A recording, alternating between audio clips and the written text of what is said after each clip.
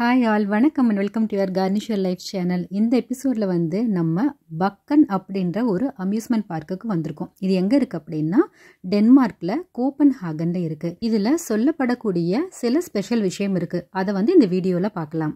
First car parking இடத்துக்கு வந்தாச்சு. இங்கே கார் பார்க்கிங் பார்த்தீங்க அப்படின்னா 100 DKK, அதாவது 100 kroner அப்படின்னு சொல்கிறாங்க. இது நம்ம ஈரோவில் கன்வெர்ட் பண்ணி பார்த்தோம் அப்படின்னா அரௌண்ட் 14 euros வரும். வரும்போதே வந்து லாங்குவேஜ் ஆப்ஷன்ஸை வந்து செலக்ட் பண்ணிவிட்டு நம்ம வந்து பே பண்ணிக்கணும். ஃபஸ்ட்டு வந்த உடனே தலையும் புரியல வாலும் புரியல அப்படின்னு தான் சொல்லணும். ஏன்னா எல்லாமே வந்து டேனிஷ் லாங்குவேஜில் இருந்தது. சில வார்த்தைகள் வந்து புரிஞ்சுக்கிறதுக்கு கொஞ்சம் ஈஸியாக இருக்குது, சில வார்த்தைகள் வந்து ஒன்றுமே புரியலை. ஹாய் வியூவர்ஸ், வணக்கம் and welcome to your Cornish your life channel. இந்த எபிசோடில் நம்ம எங்கே இருக்கோம் அப்படின்னா டென்மார்க்கில் இருக்கோம். அதாவது வேர்ல்டுலேயே வந்து ரொம்ப பழமையான அம்யூஸ்மெண்ட் பார்க்கு வந்து இங்கே டென்மார்க்கில் இருக்குது. அதுக்கு பேர் வந்து பக்கன். ரொம்ப அவசர குடுக்கையாக ரொம்ப ஏர்லியராக வந்துட்டோம். நாங்கள் காலையில் ரூம்லேருந்து கிளம்பும் போது நினச்சோம் ரொம்ப லேட்டாக வந்துட்டோம் அப்படின்னு நினச்சோம். ஆனால் 2 மணிக்கு தான் இங்கே ஸ்டார்ட் பண்ணுறாங்க. இப்போ தான் கொஞ்சம் கொஞ்சமாக ஷாப்பு ரெஸ்டாரண்ட்டெல்லாம் ஓப்பன் பண்ண ஆரம்பிச்சிருக்காங்க. இப்போ தான் ட்ரையல் ரோலர் கோஸ்டர் இதெல்லாமே வந்து இப்போ தான் ட்ரையல் போய்கிட்டு இருக்கு. ஸோ அதுக்கு முன்னாடி பக்கத்தில் வந்து ஒரு டீர் பார்க் இருக்குது அப்படின்னு சொல்கிறாங்க. டீர் பார்க்குக்கு உள்ள ஒருத்தர் போய் பார்த்துட்டு வந்துடலாம். அதுக்கப்புறம் நாங்கள் லஞ்சை முடிச்சுட்டு அப்புறம் ரைட்ஸ்க்கெல்லாம் போக ஆரம்பிக்கலாம் அப்படின்னு நினைக்கிறோம்.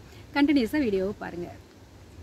இது எவ்வளவு பழமையான அம்யூஸ்மெண்ட் பார்க் அப்படின்னா 1583 கட்டப்பட்ட ஒரு அம்யூஸ்மெண்ட் பார்க். இங்கே நாங்கள் வந்ததுக்கப்புறம் பார்த்தோம்னா எல்லாமே ஓல்ட் ஏஜ் பீப்புளாக வந்து இந்த இடத்துக்கு வந்துகிட்டே இருந்தாங்க. ஏன்னா இங்கே வந்து ஃபுட்டு வந்து அவ்வளோ இருக்குது. ரெஸ்டாரண்ட் எந்தெந்த அளவு ரைட்ஸு அந்த மாதிரி இருக்கோ அதுக்கு ஈக்குவலாக ரெஸ்டாரண்ட் இருக்குது. நல்லா வாக் போகிறதுக்கான இடம் நிறைய இருக்குது.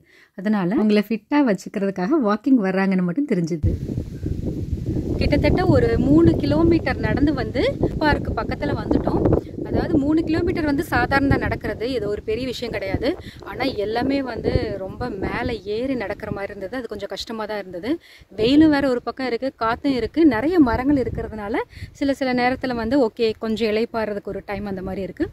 அங்கே வந்தோம்னா ஒரு குட்டி கேசல் இருக்குது. இங்கே பாருங்கள், இந்த குட்டி கேசல் இருக்குது. நிறைய வழிப்போக்கர்கள் வந்துக்கிட்டே இருந்தாங்க. அவங்கக்கிட்ட கேட்டுகிட்டே இருந்தோம் நாங்கள் எவ்வளோ தூரம் போகணும்னு சொல்லிட்டு. அவங்க வந்து இந்த கேசலுக்கு ஆப்போசிட்டில் வந்து தூரமாக பார்த்தீங்கன்னா மோர் தென் 100 Ds இருக்குது அப்படின்னு சொல்கிற மாதிரி சொன்னாங்க. சரி, நாங்களும் அதை தேடி போய்கிட்டு இருக்கோம். ஸோ இதுக்கு பேரே வந்து டீர் பார்க்கு தான். ஸோ இருக்கா இல்லைன்னு ஆமாம் தூரமாக தெரியுது உங்களுக்கு, அப்படியே நான் பின்னாடி போட்டு காமிக்கிறேன். பட் எவ்வளோ பக்கத்தில் நம்மளால் போக முடியும் அப்படிங்கிறது எனக்கு தெரியல. பட் எங்கேருந்து உங்களுக்கு நான் இப்போ காமிக்கிறேன். நான் வந்து ஃபுல்லாக ஜூம் இன் பண்ணி தான் காமிக்கிறேன். உங்களுக்கு அவ்வளோ கிளியராக தெரியுமான்னு தெரியலை. அப்போ நான் அவங்க வந்து 100கணக்கான டேஸ்ன்னு சொன்னாங்க. ஆனால் இங்கே பார்த்தீங்கன்னா 1000கணக்காக இருக்கும் போல் இருக்குது. அவ்வளவு மான்கள் கூட்டமாக இருக்குது. பார்க்குறதுக்கே ரொம்ப இன்ட்ரெஸ்டிங்காகவும் இருக்குது. அதே சமயம் ஓகே நம்ம இவ்வளோ தூரம் கஷ்டப்பட்டு மேலே ஏறி வந்ததுக்கு ஒரு பலன் அப்படின்ற மாதிரி இருந்தது. எனக்கு அப்படியே திரும்ப மனசு வரல. முடிஞ்ச வரைக்கும் கிட்ட போகலாம் அப்படின்னு சொல்லிட்டு இங்கே ஒரு வழி இருக்குது. ஸோ அது வழியாக நடந்து போய்கிட்டு இருக்கேன். பார்க்கலாம் எவ்வளோ தூரம் இன்னும் நம்மளால் க்ளோஸாக பார்க்க முடியும் அப்படிங்கிறத பார்க்கலாம். ஸோ கொஞ்சம் மானோட பக்கத்தில் வந்தாச்சு. அப்பா எல்லாம் சாப்பிட்டுட்டு ரெஸ்ட் எடுத்துக்கிட்டு இருக்காங்க, சன்பாத் எடுத்துக்கிட்டு இருக்காங்க. நிறைய கலர்ஸில் இருக்குது. எல்லாம் உட்காந்து ரெஸ்ட் எடுக்கிறதுனால அதோட கொம்பு மட்டும் நல்லா அப்படி தூரமாக பார்க்கும்போது அப்படியே ஒரே மாதிரி அழகாக ஒரு வீச்சருவா மாதிரி இருக்குது. ரொம்ப சூப்பராக இருக்குது. அவ்வளோ தூரம் அங்கே போக முடியாது. அங்கே பார்த்தீங்கன்னா இன்னும் நிறைய மான் உட்காந்துருக்கு. அப்பா வந்ததுக்கு ஒரு பிரயோஜனம் அப்படின்னு தோணுது. ரொம்ப சூப்பராக இருக்குங்க பார்க்குறதுக்கு. இங்கே பாரு, திரும்பி பாரு.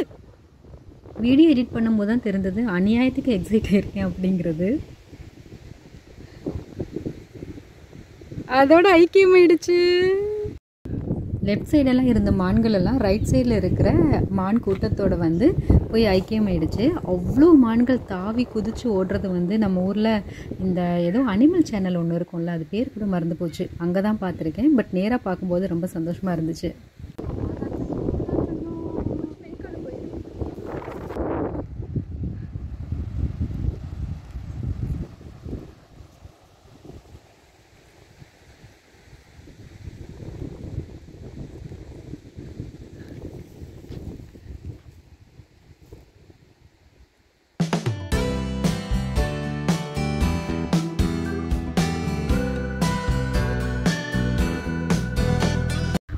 இந்த கேசல் பக்கத்துலேயே பார்த்தீங்க அப்படின்னா அவ்வளோ பெரிய கடற்கரை இருக்குது.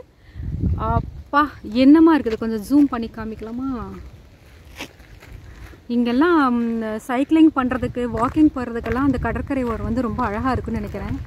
வாழ்ந்திருக்காங்கய்யான்னு சொல்லுவோம்ல, அது வந்து இதுதான் போல்.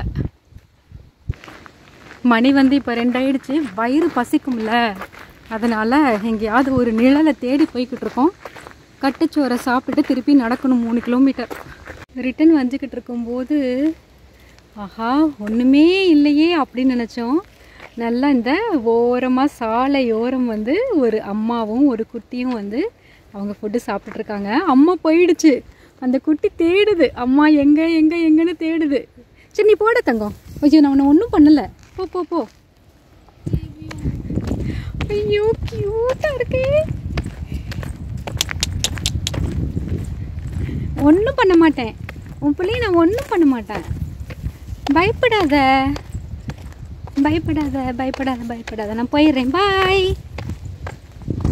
ஒரு வழியாக டீர் பார்க்கை வந்து பார்த்துட்டு வந்தாச்சு. இப்போ திருப்பியும் இன்னொரு பக்கம் வந்து அம்யூஸ்மெண்ட் பார்க் இருக்குது, அதுக்குள்ளே நம்ம போகிறோம். நான் சொல்லாமல் விட்ட இன்னொரு விஷயம் என்ன அப்படின்னா, நார்மலாக எல்லா அம்யூஸ்மெண்ட் பார்க்லேயும் வந்து உள்ளே போகும்போது நம்ம வந்து என்ட்ரி கொடுப்போம். அந்த என்ட்ரியில் வந்து நம்ம எத்தனை ரைடு வேணால் போகலாம், எத்தனை தடவை வேணால் போகலாம், அந்த மாதிரி இருக்கும். ஆனால் இங்கே வந்து என்ட்ரி டிக்கெட் வந்து கிடையாது. ஆனால் நம்ம வந்து ஒரு பேக்கேஜாக வந்து ரைட்ஸ் வாங்கிக்கலாம், இல்லைன்னா இண்டிவிஜுவலாக ஒரு ரைடுக்கும் செப்பரேட்டாக காசு கொடுத்தும் வாங்கிக்கலாம். சில ரைடெல்லாம் பார்த்திங்க அப்படின்னா ஹோல் டே பாஸ் இருக்குது, அது எத்தனை ரைடு வேணாலும் நம்ம போய் நம்ம விளையாடுற மாதிரி இருக்குது. சிலது வந்து லிமிட்டட், அதாவது இப்போ 199 DKK கொடுத்தா இத்தனை பாயிண்ட்ஸ், 44 பாயிண்ட்ஸ் இருக்குது. ஒரு சில ரைடு பார்த்திங்கன்னா 10 பாயிண்ட்ஸு, 5 பாயிண்ட்ஸு, 12 பாயிண்ட்ஸு அந்த மாதிரி இருக்குது. ஸோ அது வந்து ரெடியூஸ் ஆகிக்கிட்டே போகும். ஸோ நாங்கள் ஃபஸ்ட்டு வந்து ஒரு ரைடு மட்டும், அதாவது 199 கொடுத்து வாங்கி பார்க்கலாம் அப்படின்னு சொல்லி பார்த்தோம். பட் 3 தடவை வாங்கணும் நாங்கள் இன்ஸ்கெசாம்ட், அதாவது ஆல் டுகெதர். இதே வந்து நம்ம வெனஸ்டே போனோம் அப்படின்னா சம் ஸ்பெஷல் டே போல் இருக்குது. எவ்ரி வெனஸ்டே வந்து 50% டிஸ்கவுண்ட் கொடுக்குறாங்க. நாங்கள் வந்து மண்டே போனதுனால ரொம்ப கூட்டமெல்லாம் இல்லவே இல்லை. இதே வந்து சாட்டர்டே சண்டே அதாவது வீக்கெண்ட்ஸில் போயிருந்தோம் அப்படின்னா கண்டிப்பாக ரொம்ப கூட்டம் இருக்கும் அப்படின்னு நினைக்கிறேன். 441 இயர்ஸ்க்கு முன்னாடியே இவ்வளோ பெரிய ஒரு அம்யூஸ்மெண்ட் பார்க் வந்து பில்ட் பண்ணியிருக்காங்க அப்படிங்கிறது ரொம்ப ஆச்சரியப்படக்கூடிய விஷயந்தான். நிறைய ரைட்ஸ் இருக்குது. நான் முன்னாடியே சொன்ன மாதிரி இது வந்து நாங்கள் ஒர்க்கிங் டேயில் போனதுனால, அதாவது ஸ்கூல் ஹாலிடேஸ் இல்லாத டைம் போனதுனால எங்கேயுமே வெயிட்டிங் இல்லாமல் ரைட்ஸ் எல்லாம் போக முடிஞ்சது. சில ரைட்ஸ் எல்லாம் அஸ் யூஷுவல் பயங்கர த்ரில்லிங்காகவும் எக்ஸைட்மெண்ட்டாகவும் இருந்தது. நானும் என்னோட ஹஸ்பண்டும் லக்கேஜஸ் அதே மாதிரி ஜாக்கெட்ஸு எல்லாத்தையுமே தூக்கிட்டு வந்துட்டு இருந்தோம். இவங்க 2 பேரும் வந்து அவங்க இஷ்டத்துக்கு போய் ரைட்ஸ் ரொம்ப ஜாலியாக விளையாடிட்டு வந்தாங்க. ஃபைனலி அதுக்கு தான் வந்தோம். அது வந்து கண்டிப்பாக ஃபுல்ஃபில் ஆச்சு அப்படின்னே சொல்லலாம். அடுத்து இன்னும் என்னென்ன ரைடெல்லாம் இருந்தது அப்படிங்கிறத இந்த வீடியோவில் பார்க்கலாம்.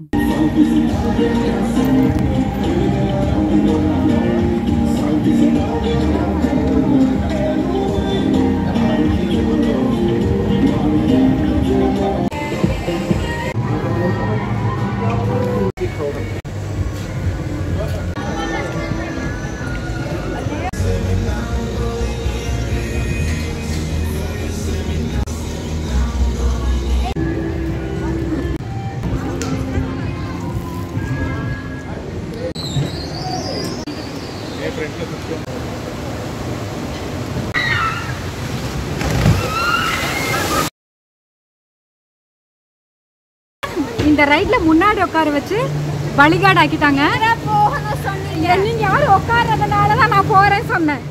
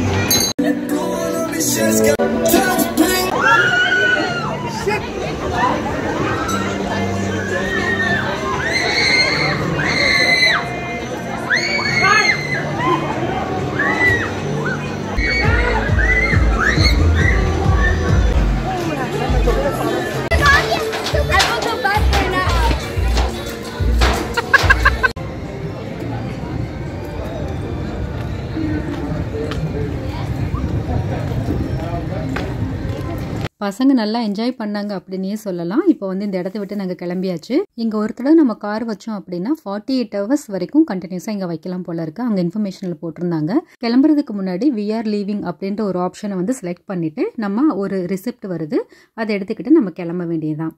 அத்தை வந்து முன்னாடி நாள் பேசும்போது மறுநாள் கிருஷ்ண ஜெயந்தி அப்படின்ற மாதிரி சொன்னாங்க. ஸோ நாங்களும் டென்மார்க்கில் ஏதாவது இஸ்கான் டெம்பிள் இருக்கா அப்படின்னு சர்ச் பண்ணிட்டு இருந்தோம். பார்த்தா அங்கேருந்து ஒரு 30 மினிட்ஸில் வந்து ஒரு இஸ்கான் டெம்பிள் இருந்தது.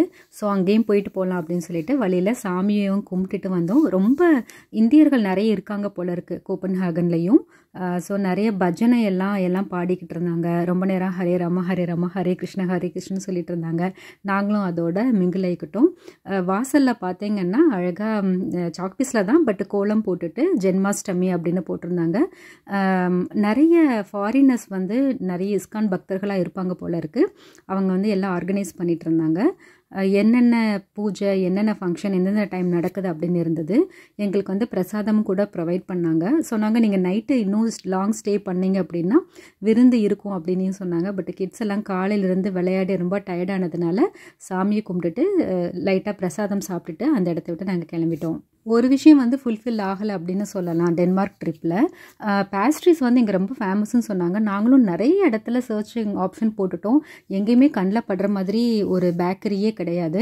அதனால் ஆண்டுவே வழியில் நிப்பாட்டி வாங்கலாம் அப்படின்னு அவங்கக்கிட்ட வந்து கடைசியில் ஜெர்மனிலேயே கிடைக்கிற ஜிம்ட் ஸ்னெக்கே தான் இங்கேயும் ஃபேமஸ்ன்னு சொல்லி கொடுத்துட்டாங்க. சரி வந்துட்டு சாப்பிடாம போனால் நல்லா இருக்காதுன்னு சொல்லிட்டு அதை சாப்பிட்டோம், அவ்வளோதான். மற்றபடி ட்ரிப்பெல்லாம் ரொம்ப சூப்பராக இருந்துச்சு. நீங்களும் போய் பார்க்கலாம்.